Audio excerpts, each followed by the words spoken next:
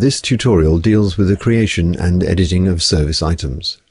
As the name suggests, stock and order items are the things that a business sells or buys or makes.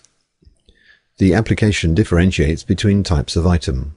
In particular, stock items are any physical goods which are either sold by the business, made by the business, or purchased by the business for incorporation into its products or for resale. These items are stock controlled, so quantities will be updated when these items are dispatched, used in the completion of a works order, or when these items are received from a supplier and a goods receipt note has been generated.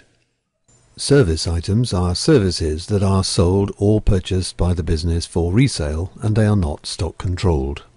Consumables are any goods or services that are purchased by the business for consumption within the business itself, including, for example, rent, rates, insurances, safety wear, gas, electricity, machine oils, and spare parts.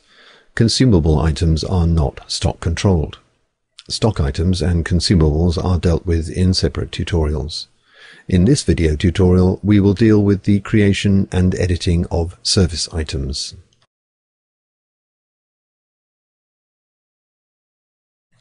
So, having selected stock and order items, new item, service item, we're presented with a general input form.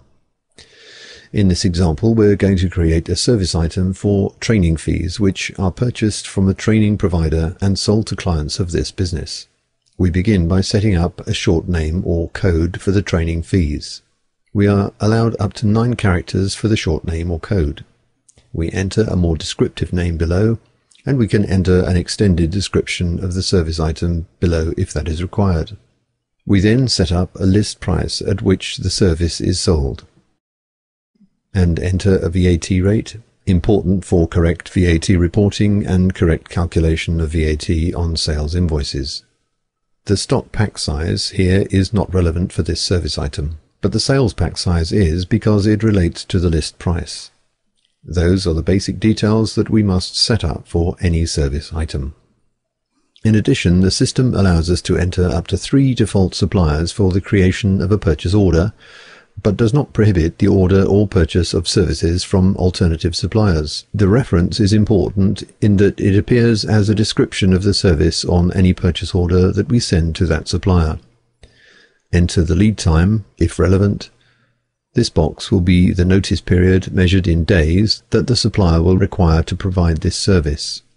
Enter the price that the supplier will charge for this service, the pack size or unit of measure related to the unit price specified above.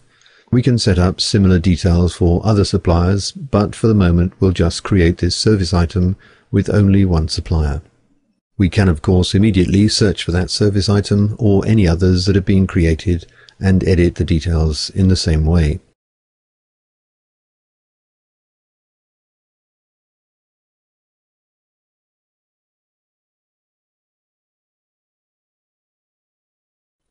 Once that's done, click Update.